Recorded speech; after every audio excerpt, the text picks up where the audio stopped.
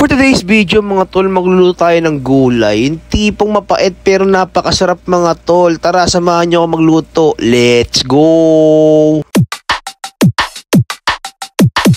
Yun.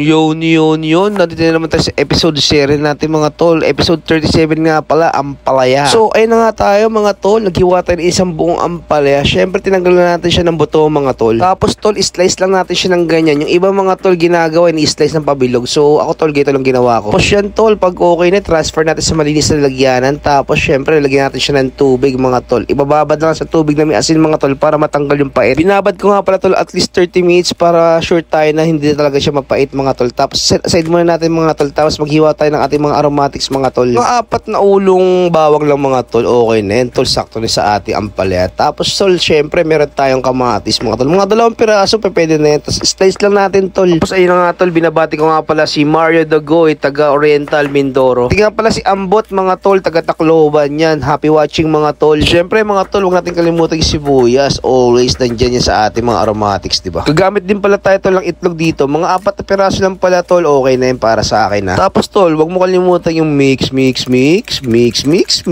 Tapos ayan tol, set aside muna natin yan. Tapos wag natin kalimutan banlawan yung ating ampalaya na nakababad sa asin kanina mga tol. Panigurado mga tol, tanggal ang pait niyan. Tapos tol, simulan na natin syempre, magpaitat tayo ng ating kawali mga tol. So, lagyan rin tayo ng mantika yan. Tapos magigisa na pala tayo ng ating mga aromatics mga tol. Inuna ko pala yung bawang tol, pero kay bala ko anong gusto nyo unahin, bawang ba o sibuyas. Tapos tol, next natin yung sibuyas natin. Tapos syempre tol, mix lang yan tropa. Tapos last dito yung ating kamatis. Tapos tol, maglalagay tayo ng pampasarap na karne mga tol. Pork giniling lang pala ang ginamit ko dito mga tol. Tapos ayan, timpla ko na siya tol ng pampalasa mga tol. Paminta, pati patis lang yan. Tapos syempre, ganun pa rin gagawin natin yan tol. Mix pa rin, diba? Dire-diretso lang yan tol. Tapos naglagay ako ng onting tubig mga tropa. Tapos yun nga pala tol, para may onting sabaw yung ating ampalaya. Tapos pinagisa ko na pala tol yung ating ampalaya. Tapos timpla ko siya ng onting seasoning mga tol. Para naman tol, magkaroon ng umami ng kaunti yung ating lutuin, diba? Tapos tinakpan ko tol, pinakulang ko ng mga ilang minuto. Tapos babagsak tayo ng ating itlog, diba? Dalin-dalit tol, diba? Ayun na nga mga tol, pag umabot ka sa part ng video na to tol, paki-comment down below naman sa kung parte naman daw, parte ng Pilipinas, para mabati naman kita sa mga next vlogs ko, diba?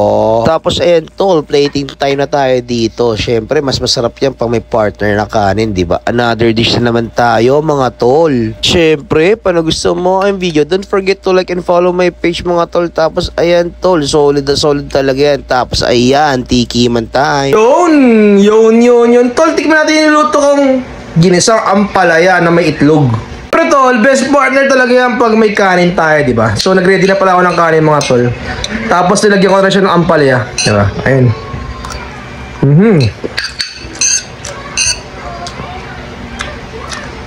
Madaming itlog tol, mas masarap. Yun tol, hirap.